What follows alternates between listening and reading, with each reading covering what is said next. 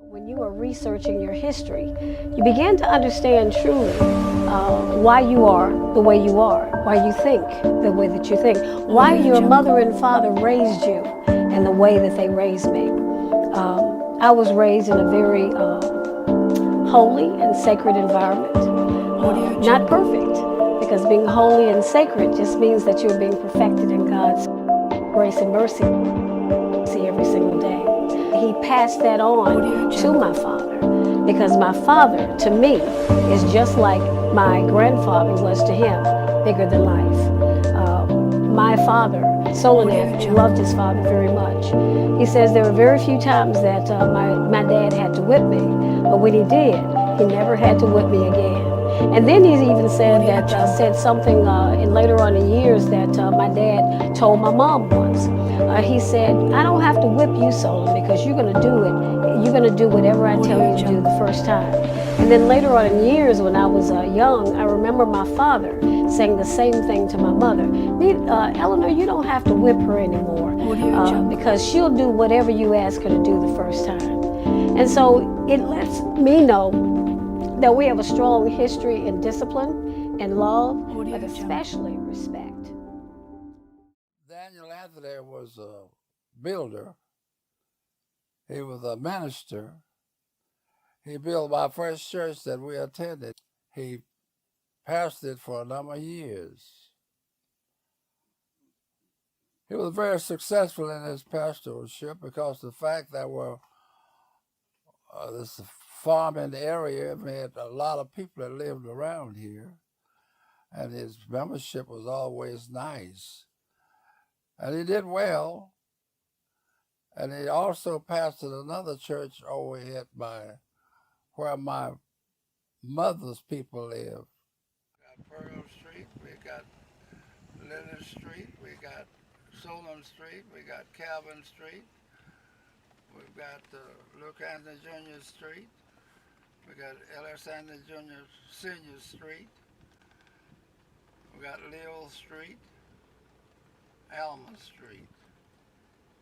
And what made you all name these streets after them?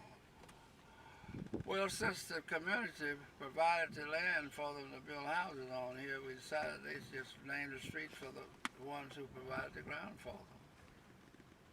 So you all provided the ground for them? Provided the ground for them. They had nowhere to go. Farmers didn't need them anymore. They were displaced because the fact the farmers was using them to farm the ground. But when this modern equipment came in, he could take his tractor. One tractor didn't do much as 50 people. What he did, he said that they need to move. They had nowhere to move. So my dad opened up his heart. He knew most of the people around here because he'd been in the community since the early 1900s. He knew most of the people around here, and he hated to see them leave and knowing they didn't have anywhere to go, so he started letting them have little lots. In other words, if he had not done that, I imagine they've been in West Memphis or Forest City or Hughes or Mayron or wherever. But they have formed this community, and they are supporters to the community. We've done very well here in the community under the leadership of Mayor Wright and Mayor Andrews.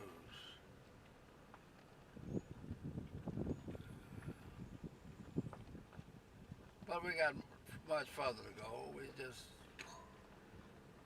taking one step at a time to just move the community where it really should be.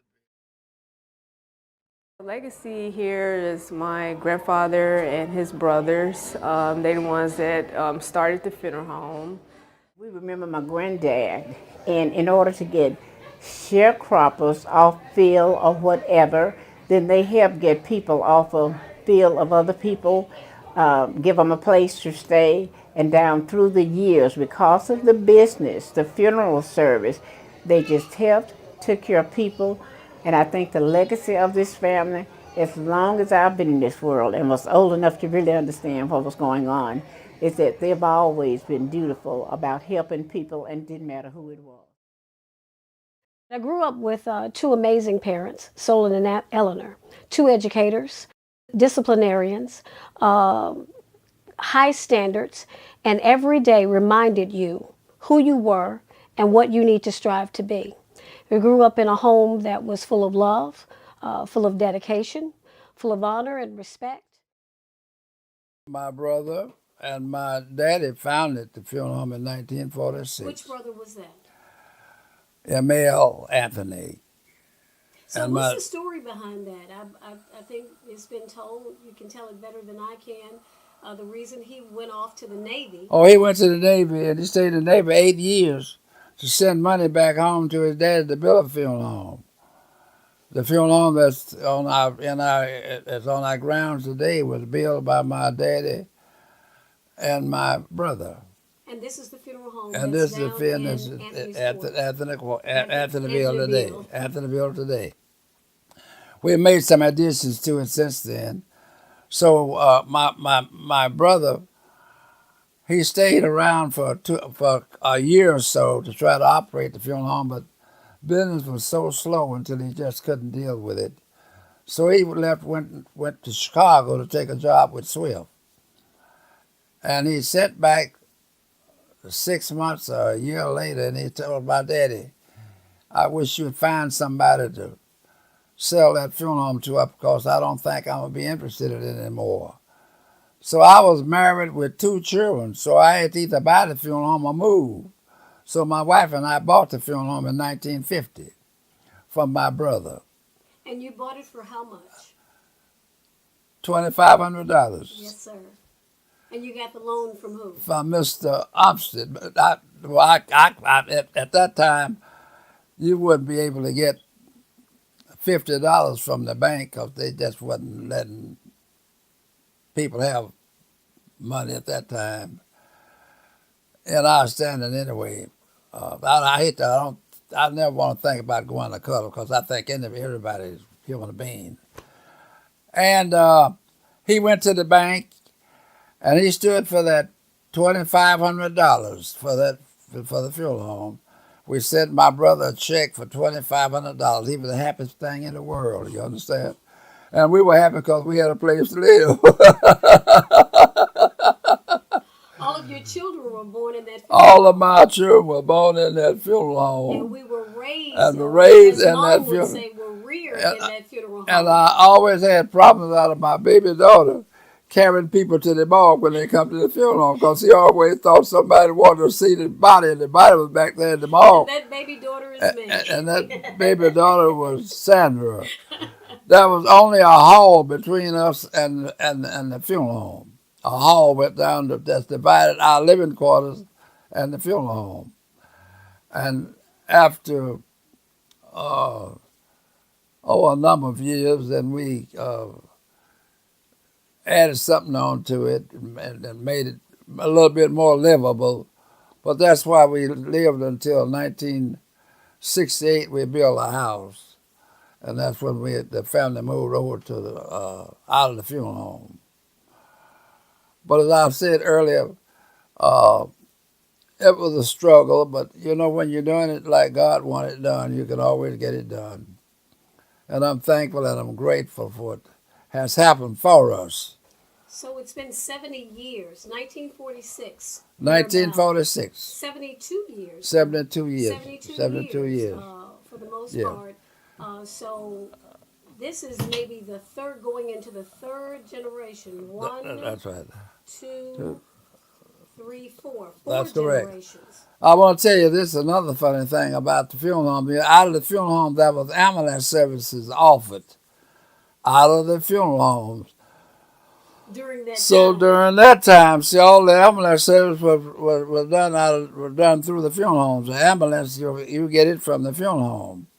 So I recall that my brother and I drove an ambulance to Little Rock, which is about 124 miles from here, with one brake on it, one brake on the right rear wheel.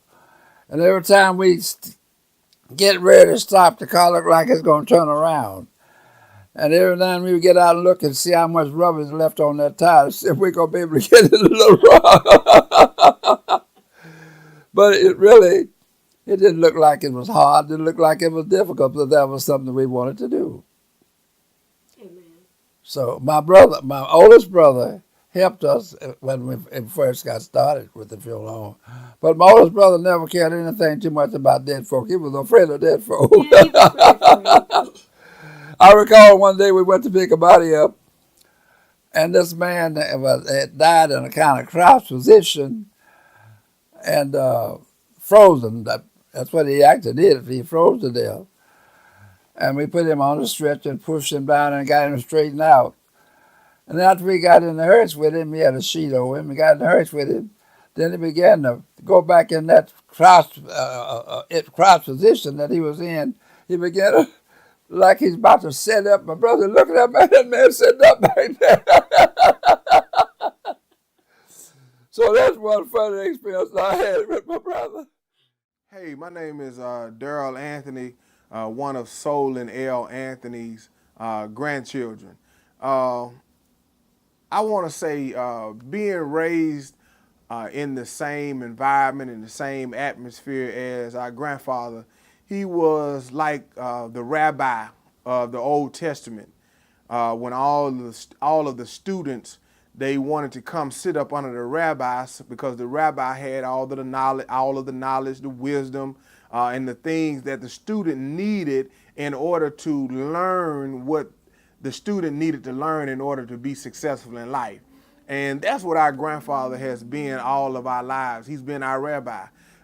In every phase of our life, our grandfather has always been there, combined with our parents to give us the nurturing, the love, the wisdom, the knowledge, the direction, the heart, the hard discipline, or the tough love. That's what I'm trying to say. He's been there to give us the tough love as well, and give us everything to help us to be successful in life. Grandfather has always passed down wisdom to us, even when situations where we didn't think it was funny. Our grandfather would always make those situations to come out to be a laughing moment. To help us to see the brighter side of any situation. So that's why a lot of the times today, even though we might go through some rough patches, but we will still make a joke out of it because that's the type of environment that we've been around under our grandfather. And then not only up under our grandfather, but our father as well. So we've had some great role models, and our grandfather has been the patriarch of the family and being a role model, and not just being a role model, but exemplifying everything that he passes down to us on how a man should live and how a man should provide for his family. We have seen our grandfather drive the bus for the school district. Not only drive the bus for the school district, but he's been the janitor for the school district. He's been the principal for the school district. And then coming from working his full-time job, he would still come in and work the foundation of Anthony's Funeral Home, something that he and his family and his brothers and his father started back in 1946. And then not only that, we've seen our grandfather raise hogs. We've seen him in the garden. So we have seen him exemplify everything that he tells us to do on a consistent basis. And at 93 years old, he's still doing it. So we've had a real true gem and a true diamond in our midst. And we just can't thank our grandfather enough for everything that he's done for us. He's not only raised his children and not only taken care of his own brothers and sisters until their death, but he's also taken care of us as grandchildren. He's taken care of us as grandchildren, and he has taken care of people within the community.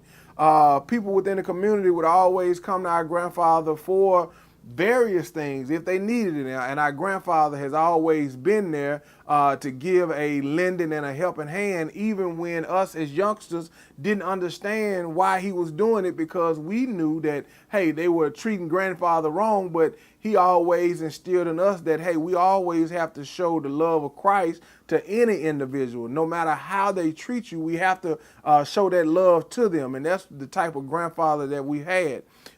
We have so many nuggets of wisdom and knowledge, but if I had to leave you with one nugget that our grandfather has shared with us down through the years, he said, listen, if you are going to be successful in life, you can't be successful by doing people wrong. And if you do a person wrong, you just like a man on crutches.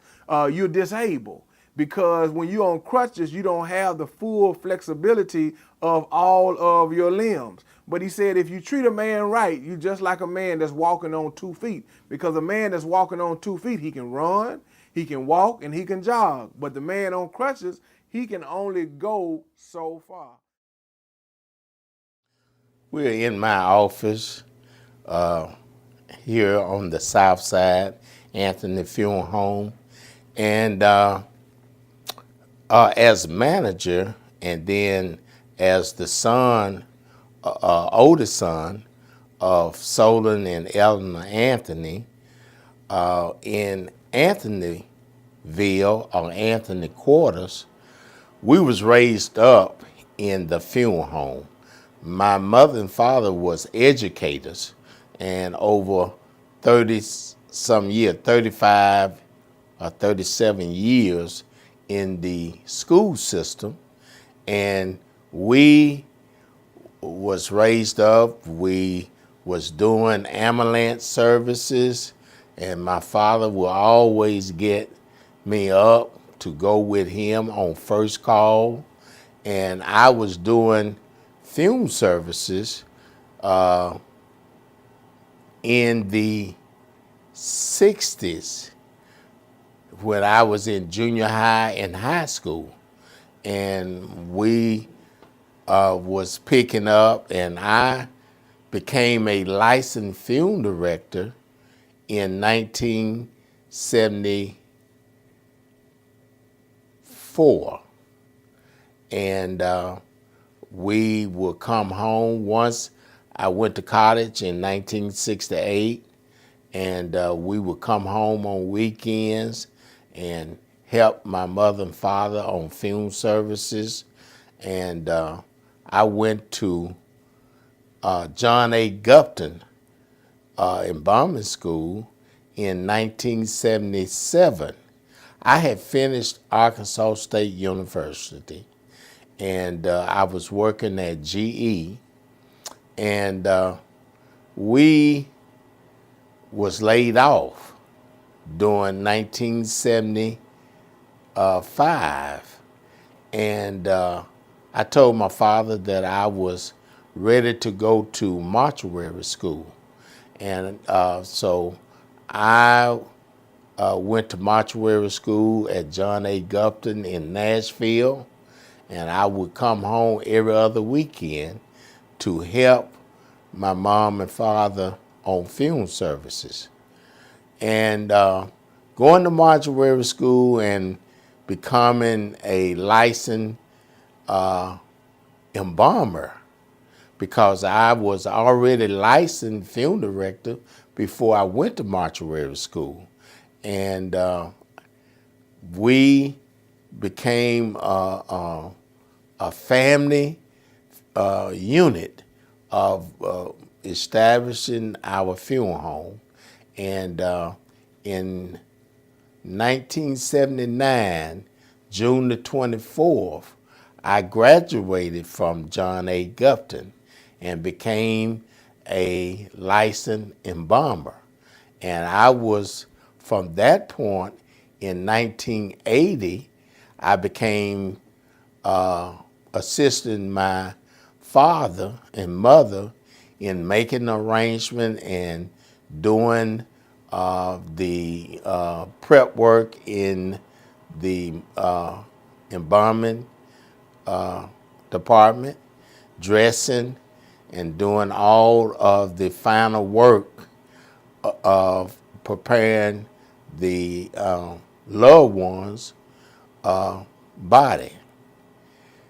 This was whereas establishing our funeral home in West Memphis, we became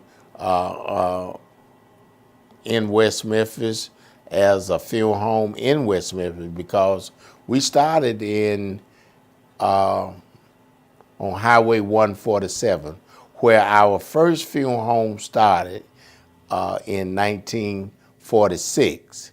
And you know, my father and mother bought the business in 1950. With my siblings, we finished college and came back and it became a part of the funeral home.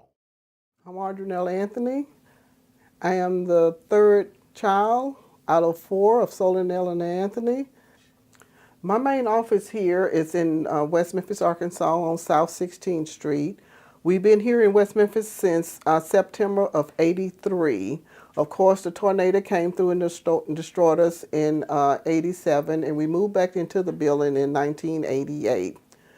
From that point on, I've been pretty much, standard here at the South Side.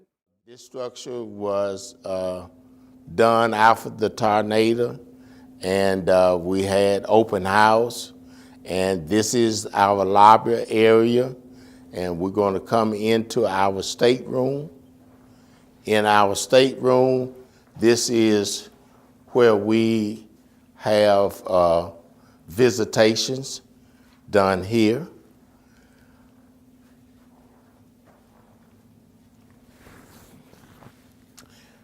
This is our chapel, which we have our services in here.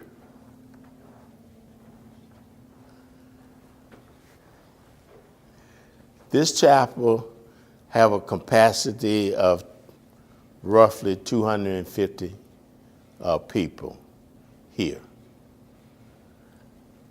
And this chapel, and that all of these, the structure here was designed after the tornado by my sister, Audrey Nell. And Mr. Sam Turner was the architect that took her design and developed this structure. Hi, my name is Carolyn Anthony. I came into Anthony Funeral Home in 2003. Currently, I handle all accounts payable, accounts receivable, pre-needs arrangement. I handle the insurance. I'm a licensed funeral director and a licensed insurance agent. I also assist my husband in all aspects of the business, from pickups to arrangements to funerals and to burials. I also am the main person that handles the pre-need arrangement accounts. We're coming in the lobby area, and this office here was designed for collecting funds for people coming in to pay on the insurance. And this was our mother's. We always state our mother's office here. And by mother's office is my sister's office, Audrey Nell. And she's here collecting funds, and she's our office manager here. The next office is my cousin's office, which is Joseph. And he collects insurance, and he's also one of our licensed funeral directors here. I'm Harriet Anthony, grew up in Anthonyville, was born 1946. Nobody was on the land but Anthony's. Absolutely loved it. We could run from this house to that house. Lived here until I graduated from high school. And after graduating from high school, I moved away. But this is always home. You don't ever forget home. It was fun because there were only 12 kids of us. My daddy had 8 and my uncle had 4. So we would run and play with each other.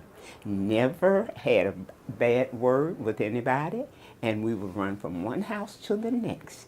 It was an absolutely wonderful opportunity. Kids nowadays, they don't get the experience. They have missed that. And they don't have the mentoring that we had. My grandfather, Luke Anthony Sr., he had a vision. And his vision was to come here, buy the property, and that's how we all got here. We're now offsprings, and it's been all good, and I love my home, I love my family, and I love who I am.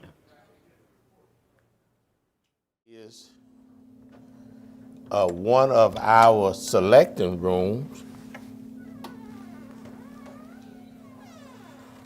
whereas we do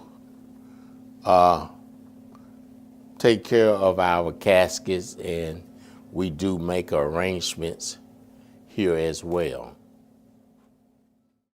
Anthony's legacy means a great deal to me.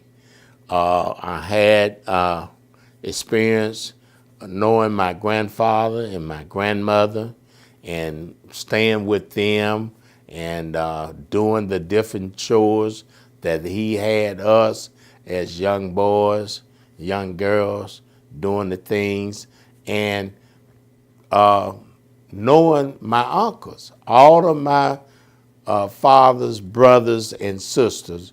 We became a part, and they shared with us the different lifestyle that each one had, but we had the time with them, working with them and being around our family. So the legacy there will always maintain, and that gave us the time to know what a family need to do to stay together and to love each other. Legacy is just with the higher patriarchs who have paved the way in the funeral home that they started, established a long time ago, and it never folded, So it's always been operating. My mother and father right now work at the funeral home. We grew up out in Anthonyville. Actually, at the time, it was called New Hart. My dad, who had 8 children, and Solon, who is the owner of the funeral home, there were 4 of them. So we grew up out in the country, and there were actually 12 of us. So it was the perfect dozen as far as the children were concerned. We all grew up out there like one big happy family. I recall when I had to babysit for the 4 cousins of mine because I was older, and at the time the funeral home and the residence occupied the same building. It was a cinder block building, and those were some good times. There were times when I was very afraid because, again, like I said, the funeral home was part of the residence. The funeral home on one side and the residence on the other side, and when they would have bodies in there, and I was babysitting, I often thought about that, and never thought that I would be involved in the funeral home business. When I graduated from high school and college and went off into the military, and then subsequently worked 28 years for IBM in Atlanta before moving back here, I just never thought I would be involved. But I just have a passion for people, especially those people who are grieving the loss of a loved one, and it's been a really good time for me, a good opportunity for me. With the fleet of cars here that you see behind me here, we have a person, a local individual. His name is Andrew. He has a staff, and for the last 7 years, he is really taking care of the fleet in a very superior and quality manner. And we've been very pleased with the services that he has done. As far as this facility here, we have 3 locations. I think they've already shown the home location out in Anthonyville. We've also shown the location on 16th Street, the one that was destroyed by the tornado. And now this is this 3rd facility here on 200 North 13th Street. And this is basically where my wife works in collecting insurance payments. And I'm also as an insurance agent. So the company we write for over here, I'm the agent, and she actually collects the premiums. So far it's been a very good opportunity for us. We enjoy working in the family business, and we look forward to many, many years of success and to bring the new generation on to follow in our footsteps that were set forth by my grandfather as well as my uncle. So this has been a great opportunity for us. The legacy, Anthony, a great name. You've always said a great name is worth more than riches. And I look at Anthony's funeral home, still standing after 70 plus years. It's all because of you, grandfather. Your legacy will continue until the end of time because of the things that you instilled in your grandkids, your kids, your nieces, and your nephews.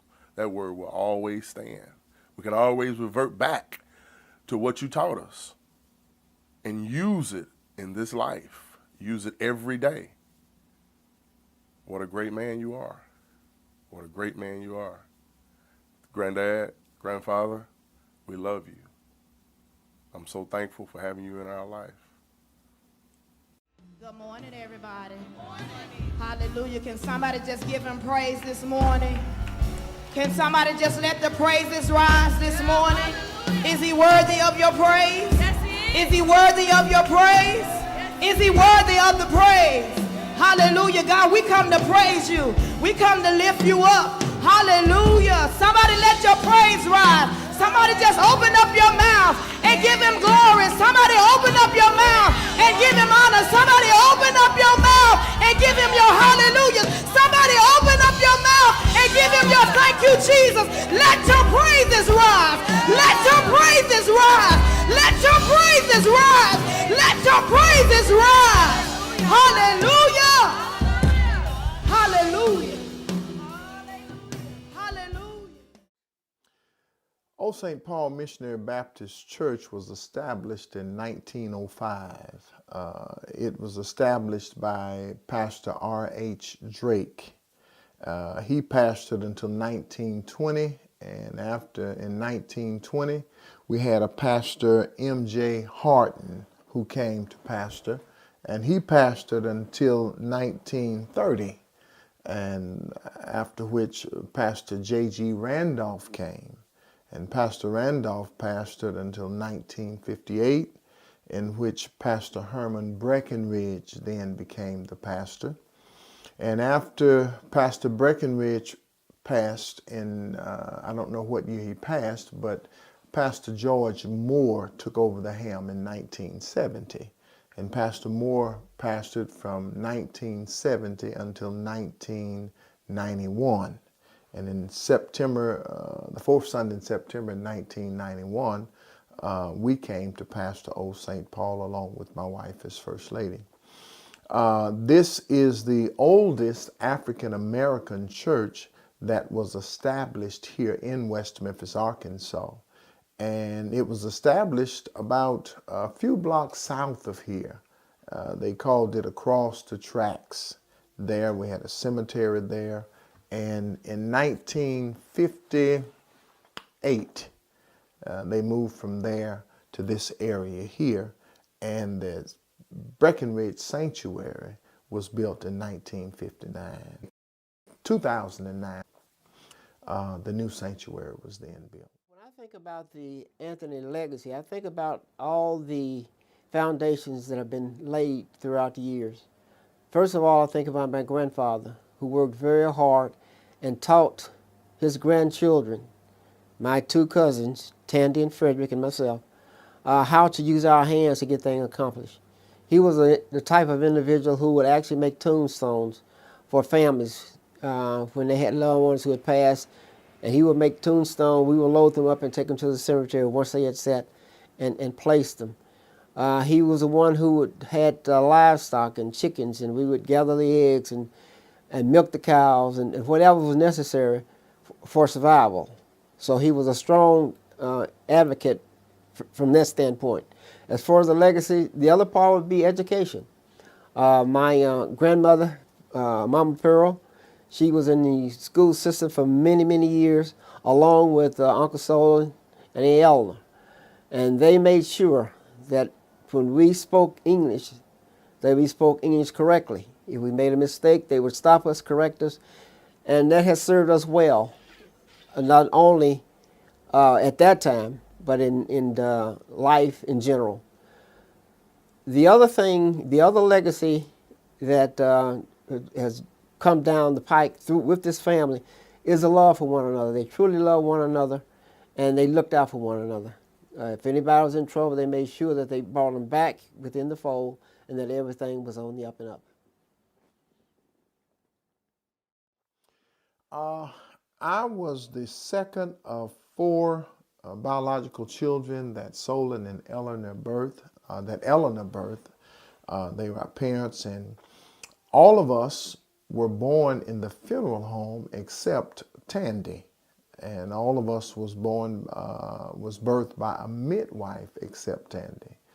So Anthonyville was just a very small family village, if you would call it, when we were growing up. You had about 5 houses. You had the funeral home, you had my grandfather's house, you had my uncle L.S. Anthony Jr.'s house, you had our Aunt Lily Blue's house, and you may have had one other house. You had barns on the premises and tractors, and you had fruit trees, and you had gardens. And it was just a country community, just a country, I don't want to say it's a village, but we were very small. Very few people were living there. And my grandfather, after he became of age and he did not farm anymore, he started to build houses and to sell lots. And that's when Anthonyville began to grow. It was first known as Anthony Subdivision. It was first known as Anthony Quarters, pardon me. And after which it was known as Anthony's Subdivision. And sometimes in the 70s, it became a small community, and they've called it Anthonyville. But I've lived in Anthonyville all of my life except for 11 years that I was away in school. Wasn't in school, but I was away. Went to school over at Pine Bluff, and we came back in 1981. When you think of our legacy, I would say the first thing that would come to mind would be family. I can recall coming up, we had reunions. I had an Uncle Math who was, he worked for the post office, and he was one of your Pony Express mail carriers. And I can recall all of our uncles coming in. Uncle ML would come in from Texas, and Uncle Leo from Chicago, Uncle Calvin from wherever he was stationed, and my Uncle Freddie D from Chicago as well. Uncle Buck, Uncle LS, Uncle Buck, as we passionately call, he and Aunt Lily, they were already here. And we would get together often. We had an Aunt Ida, my daddy's sister, the oldest sister, may have been the oldest child. And we would often go there and spend weekends and days with her. And we'd oftentimes as well, we'd have Cousin Bernice, and people would stop by, and they were from the Memphis area. And I was always so impressed with them because we were in the heart of the country. And they would come by in their fancy cars and their shiny shoes, but they would treat us as if we were city people as well. So I just remember, number one, family. When you look at the legacy, family. The next thing that I remember about the Anthony's legacy would be hard work. Hard work and helping people. We grew up in the funeral home. And so we learned early how to answer the phone and how to respect people and how to present ourselves before people. We would often have to answer the phone if Mom and Dad would be away, and they would teach us how to present ourselves by saying, "Hello, Anthony's Funeral Home. No, I'm sorry, they're not in now, but may I take a message for you?" It was just things like that. It was always work. Uncle Buck was a farmer. He also drove some truck. We had an auntie in Simsboro, Cousin Annie Lee, and she farmed. And oftentimes we would go and farm with them. Uncle Buck would farm a while, and we'd go out there and work. Uncle Math, we'd go out there and work. So if there was anything that I could say that would earmark us. One would be most of the time we smile, and the other would be we've always worked hard, and we've always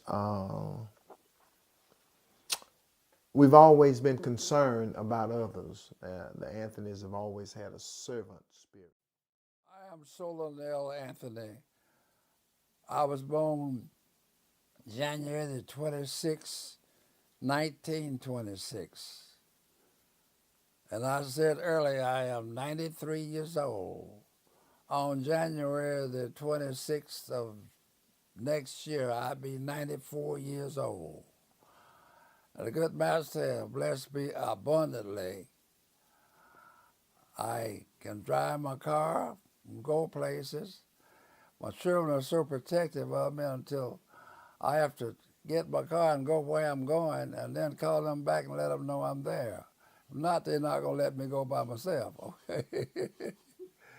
And my family has always been protective of my brothers, children. They've always highly respected me, and they have always been supportive to me. Your superintendent, he was very supportive of you and what you had to do with the funeral. Oh, yes. Had he not been as supportive as he was, we could not have done what we did. His name was what?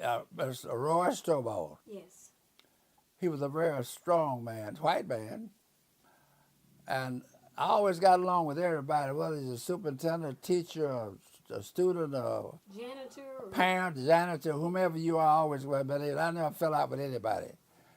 Right now, I've been here 93 years. I don't know anybody I've fallen out with why I couldn't speak and I couldn't say hello, how are you doing? Because now you have to have a level of God in your heart to do that. Ladies and gentlemen, I want to let you know that, okay? So whenever I get a death call, my principal would come to my classroom and say, listen, you've got a death call and you need to go to the funeral home. I said, okay. He said, now I'll get somebody to take your room. And he never said I couldn't go and leave my classroom if I had a death call. He was very supportive. Of course, I never gave my superintendent any problem.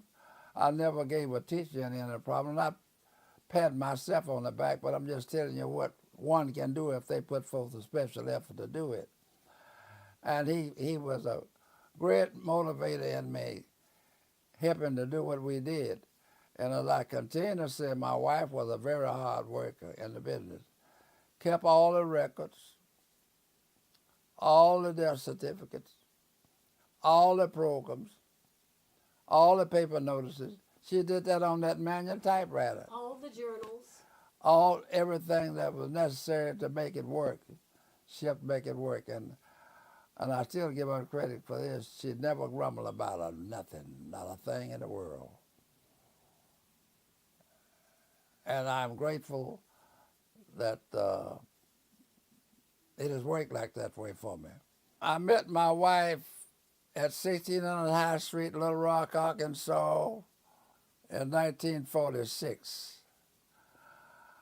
There was a lady from Camden, Arkansas, brought my wife to college. And I was working at this little cafe, and I saw them get off the bus right at 1600 High Street. Never seen my wife a day in my life. Never did know anything about her. And I saw her get off of that bus at 1600 High Street. And I kept my eyes on her until one day I had an opportunity to meet her. And I still kept my eyes on her. And she has always been a wife. Life is a ladder. And you have to climb that ladder. Don't you think you're going to start here and jump to the top? You have to start there and walk on that ladder until you get to the top of the ladder. That's when you have been successful in what you're trying to do. But the young people today, what they want to do, they want to come out of school with a big house, big 2 or 3 cars, and hadn't worked 3 months, you understand? So as a people, I don't want to refer to anybody as a lot of folk want to refer to with your color. Your color don't make any difference. It's you that makes the difference. Because you can go around and try to hide behind somebody else, but you can do what you want to do, how you want to do it, and when you want to do it. But you have to be motivated to do these things. So that's why we've come to where we've come to today. Hard work, never discouraged at any minute or any time, because the fact you know what you want to try to accomplish, so that's what you wake and look forward to. The moment that you're ready to stop learning is the moment that you're ready to die. I'm not telling you about something that somebody has told me about. I'm telling you about something that I know about because I've lived it and experienced it before you. These are the words from Solanel Anthony. These are the words from Luke Sears Anthony through my father. These are the words of Dan Anthony. That's what being an Anthony is. Yeah, you do have a lot of standards that you have to live up to. But I tell you what, the payoff is big. Because the same payoff that if you heed to the words that our father and our mother have placed inside of us, then that is just like leaning and depending on God. Because if you lean to God and lean not to your own understanding, but instead lean to the understanding of God, then that's just like loving your mother and father, honoring them, because it's the same principle. Too much is given, much is required. I used to wonder why our dad was so hard on us all the time. I mean, man, it seemed like he'd let other people just get away with everything, but not us. Oh no, you got to walk that line, because that's what being an Anthony is. You never forget who you are, and even when nobody else is looking, you still are representing, because you represent us, and whatever you do out there in that world, they're looking at us. They're looking at the way that we raised you and the way that my parents raised me, because that is what being an Anthony is. It is grounded and rooted in the Word of God. Audio Jungle.